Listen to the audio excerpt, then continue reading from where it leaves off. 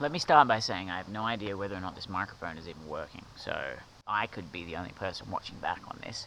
And I think that might be the only way that I'll be able to talk confidently enough in front of the camera without stuttering and feeling like a fucking idiot, because I'm speaking to an inanimate object, and I haven't really got a whole lot of practice in this in recent times. So, I just want to tell the story about how I got in love with this world of cars.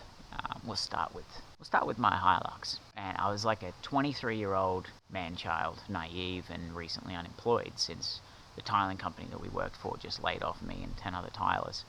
And so I was broke as fuck, and I was driving this Mazda, it was like a Mazda Unos.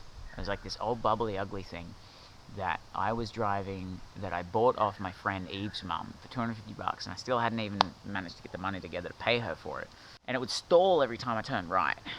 And it was dented to shit from someone else that had kicked the crap out of it in some kind of rage, like a road rage incident, something like that. I received a phone call one day from my dad, and I was never really close with him, and he's like, "Hey mate, I think I found the perfect car for you." I was like, "Sweet, fuck yeah."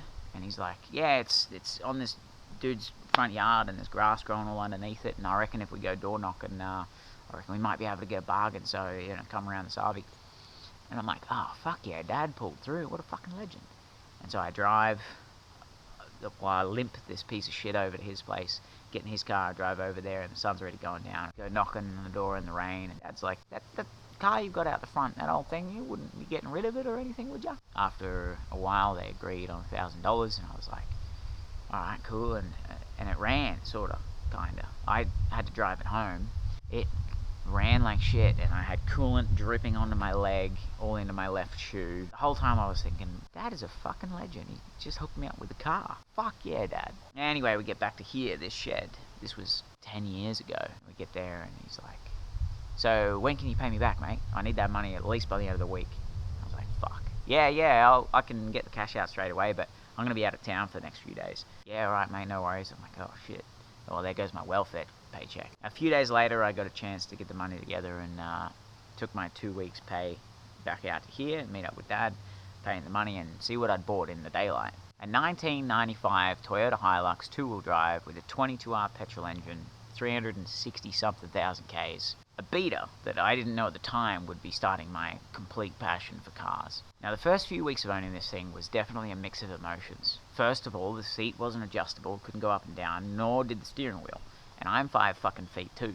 So, I had to sit on a big cushion, like a booster seat, in order to not have to look through the steering wheel at the road. But on the other hand, I was living in this, essentially like a hippie commune / small town, made of homemade houses of all different types. And I became sort of a useful mule, carrying furniture from house to house and helping my new friends out there. It made me feel like a man, I finally got that whole thing, where vehicles make you kind of feel a different way. When you go from pulling your little Mazda 121 Metro hatchback into the driveway of an apartment complex that's famously known in our town as Junkie Towers, to resting your elbow on a ute with the quarter glass open, getting that breeze in while you're moving your mate's furniture and fridge and couch and everything over to one other house, and punching a ciggy with maybe a drink in between your legs, weaving in between wallabies way out in the bush, your whole identity sort of starts to feel like it's changing with it. It's not just a me thing, like even my female friends that have got Land Cruisers feel pretty much the same way. They feel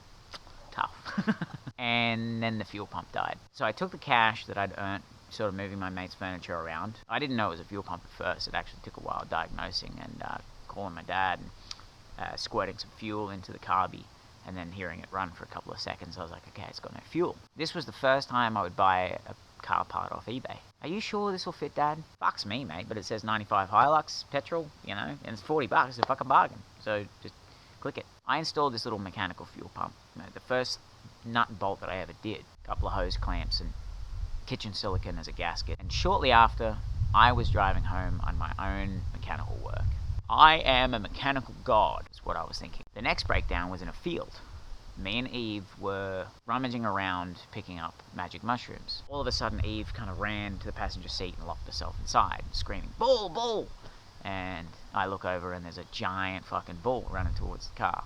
So I stuff all the gold tops into my left hand and, rush to the driver's seat. Click, click, click, click. Fuck. So the only strategy that worked was getting Eve to open the passenger door and kind of getting the bull to come around that side, while I snuck down around the front, popped the bonnet, lifted it up, quickly run back to the car as the bull comes around, and get Eve to do it again, and then keep repeating, and then run out with the tire iron and smack the starter motor a couple of times, and after a few attempts of that, we finally got it started. Thank the holy cows of India. Eve and I pretty much just sighed in quiet relief the whole drive back to her place, where we would listen to strange music, pondering and giggling at the world. A few months had gone by. Dad had taught me how to disassemble a starter motor and rebuild it with brushes from an old Makita drill, replace the heater core, folding myself underneath the dash like a contortionist, bringing it to this old specialist who would actually fix these cores, and then put it back in for the cost of only $80 in labour, even though there was still the option of going on eBay, spending $40 and having it rock up at your door.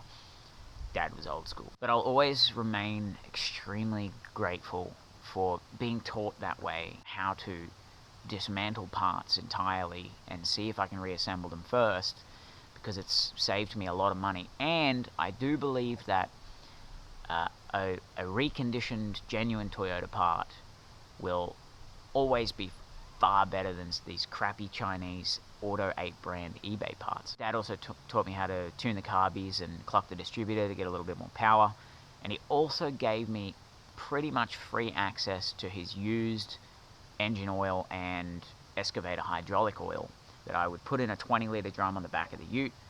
Constantly have to refill the motor every few days or so. The motor was completely worn out. It was fucked. The motor finally carked it one town over from here. I had my first go at being towed on a tow strap, so Dad was the accelerator, I was the brakes, and it parked up just over there. It was done for. It had not a straight panel on it. A friend of mine wanted the tray, so I sold that to him for like $200, and it was already broken in more ways than most people would ever be able to keep up with. But that was the formative experiences for my interest in cars. Knowing that I could take something that wasn't running, or running like shit, and just do a couple little things and get my hands dirty, and then drive it as smooth as an old Hilux can, out to where I was already going, and cruising around on LSD with a mattress in the back and all my friends laying down, staring up at the trees, driving through this little community that we lived in. What would come next would be a mission bigger than anything that someone with my level of expertise at the time should have ever taken on. The same model vehicle, but a complete rebuild from the ground up. Looking back, I don't know what the fuck I was thinking, but I'm hoping you're willing to stay tuned for UD 2.0. Oh, and why not mention what I've been working on lately. So, this thing, that is an old NB MX-5. As you can see, no drivetrain, and it's been crashed into a wall. It's actually a JDM one with the BP4W and the 6-speed manual and the RX-7 Type 2 Torsen LSD. The reason that the drivetrain isn't in here is because I've actually removed it because I have a first generation MX-5 with the pop up and down headlights. They're a little slow, so I've taken the entire drive system out of this, put it into that, hacked apart the engine to modify so that I can have a slightly better mechanical version of the classic that everybody loves. I just bought this the other day, 1993, exactly the same year as me, Honda Accord with 190,000 Ks, and I can't wait to have that as my daily driver. Because it reminds me quite a bit of my 1989 Honda Civic, that I will mention in another story. Let me just show you real quick as well. That is the engine from the white pop-up and down headlight 1.6 with the 5-speed manual there, and the diff somewhere fucking in this giant heap of crap. I've had to take quite a few bits and pieces off in order to get them retrofitted into the new motor to trick the ECU into thinking it's still running the 1.6. I've got a piggyback ECU that I'm going to try to adjust to increase the fuel to account for the higher breathing in the 1.8. So yeah, apologies for the amateur cameramanship and narration style and storytelling, if that was also terrible. It's been a while since I've been on camera, but I like talking. I practically never shut the fuck up, so thanks for watching.